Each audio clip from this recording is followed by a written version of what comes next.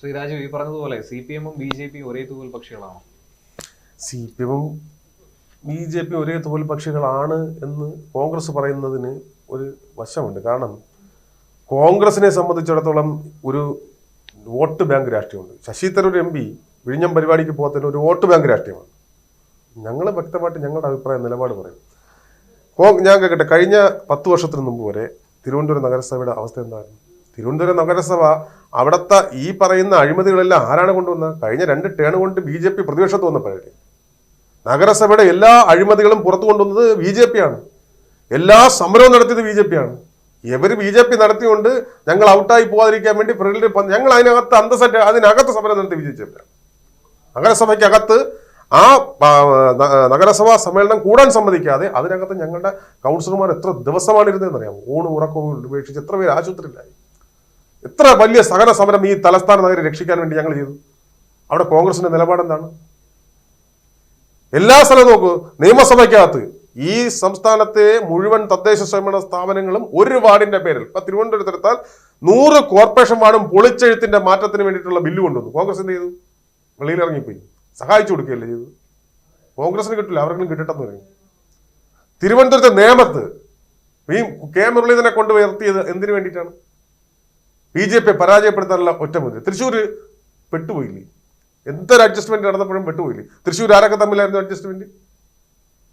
Bharatiya Janata party ഇവിടെ വരാതിരിക്കാൻ വേണ്ടിയിട്ടുള്ള അഡ്ജസ്റ്റ്മെന്റ് തൃശ്ശൂർ നടത്തി. മുരളീധരൻ 3ാം സ്ഥാനത്ത് പോലെ ജനങ്ങൾ പുച്ഛിച്ച് തള്ളിയില്ലേ?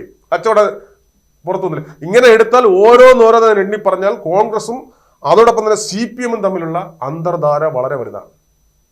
കോൺഗ്രസും CPM-ന്റെ നേതാക്കളും തമ്മിലുള്ള അന്തർധാര ചെന്നിത്തലയെ മാറ്റി സതീശനെ കൊണ്ടുവന്നത് എന്തുകൊണ്ടാണ്? നിയമസഭയ്ക്കകത്ത് ശക്തി പോരാ. രമേശ് ചെന്നിത്തല ശക്തി പോരാത്തതുകൊണ്ട് ശക്തി എവിടെ ചോർന്നു? രമേശ് ചെന്നിത്തല ശക്തി ഇപ്പോഴും പറയാലോ. അതിനകത്ത് ചുമ്മാ പ്രസംഗം നടത്തിയിട്ട് പുറത്തെന്തിനാണ്? ഇത് ഒരു പൊറോട്ട നാടകമല്ലേ?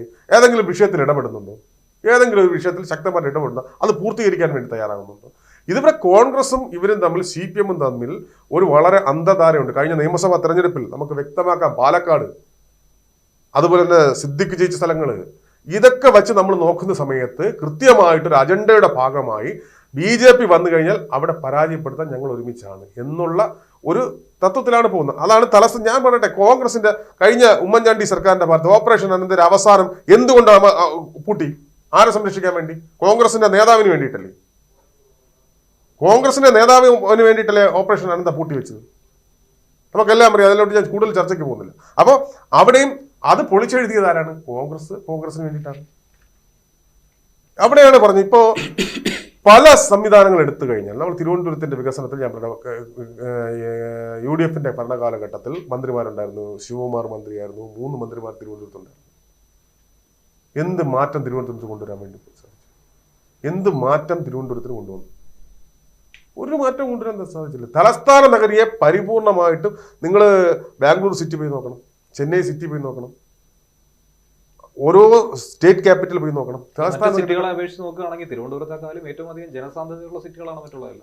അവിടെയൊക്കെ ഞാൻ ഈ വിഷയങ്ങൾ പഠിക്കേണ്ട ആവശ്യമായിട്ട് ഞാൻ UP സർക്കാരിന്റെ ഒരു പ്രതിനിധിയായിട്ട് ഞാൻ അവിടെ പോയി. ലക്നൗ, അതുപോലെ വാരണാസി, കാശിയൊക്കെ പോയി.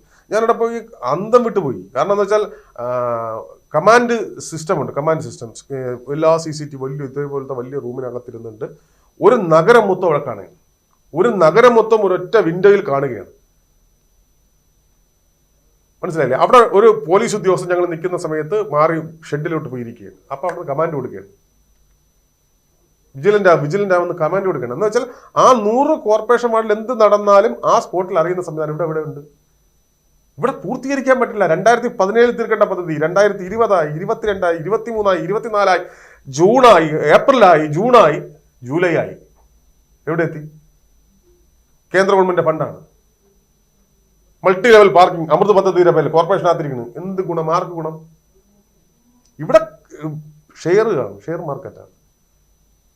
വലിയ കച്ചവടം നടന്നുകൊണ്ടിരുന്ന സ്ഥലത്ത് ഇപ്പൊ അവർക്ക് കച്ചവടം ചെയ്യാൻ സാധിക്കുന്നത്. അതുകൊണ്ട് പുറത്ത് കച്ചവടമാണ് കോൺഗ്രസും CPM-ഉം തമ്മിലായിട്ടുള്ള